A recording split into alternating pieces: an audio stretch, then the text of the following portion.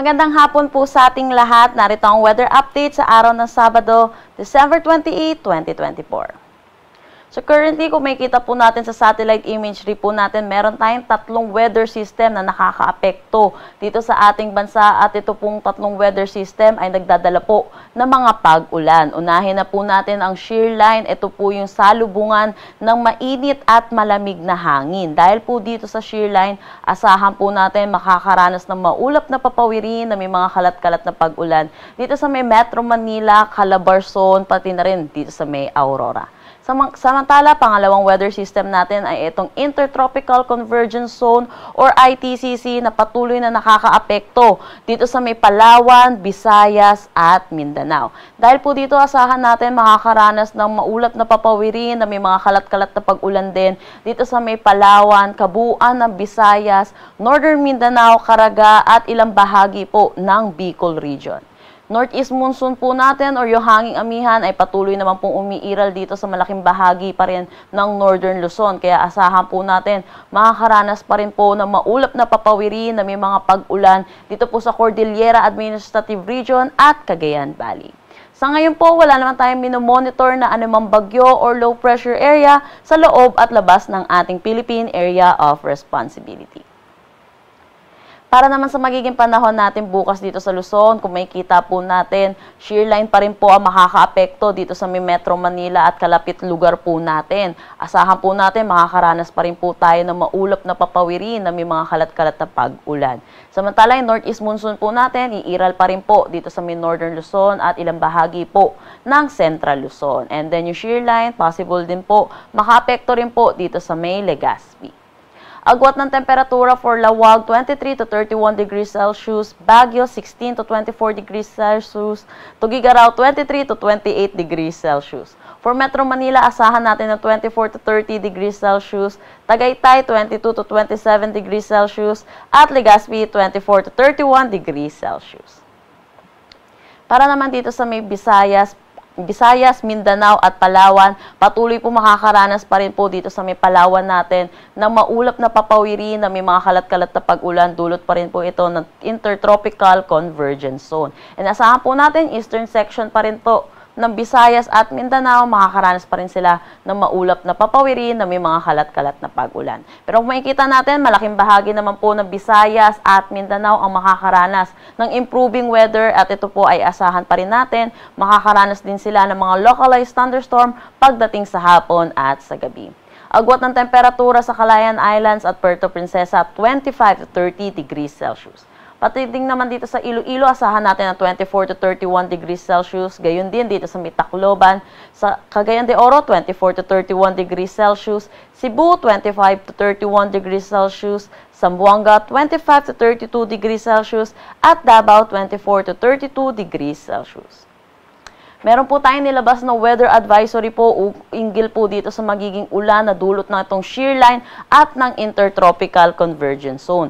Asahan po natin ng heavy to intense na mga pag-ulan pa rin dito sa Apayao at Cagayan. Dulot po ito ng shear line at dito naman po sa Palawan ay dulot po ito ng Intertropical Convergence Zone. And then kung makikita po natin yung mga yellow po, moderate to heavy na mga pag-ulan, 50 to 100 millimeters na ang aasahan natin.